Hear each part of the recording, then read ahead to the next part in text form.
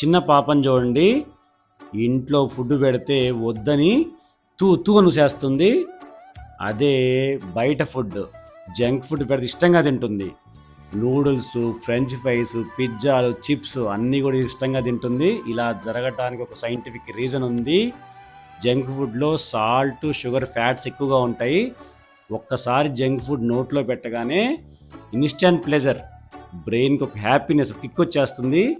అసలు జంక్ ఫుడ్ని ఇమ్మీడియట్గా హ్యాపీనెస్ కలగజేయడం కోసం తయారు చేస్తారు. పిల్లలు ఒక్కసారి జంక్ ఫుడ్కి అలవాటు అవుతే మంచి హెల్తీ డైట్ తీసుకోరు. చాలామంది పేరెంట్స్ చేసే మిస్టేక్ ఏంటంటే, మేము పిల్లలకి జంక్ ఫుడ్ ఎప్పుడో వారానికి ఒకసారి, నెలకోసారి ఇస్తామంటారు.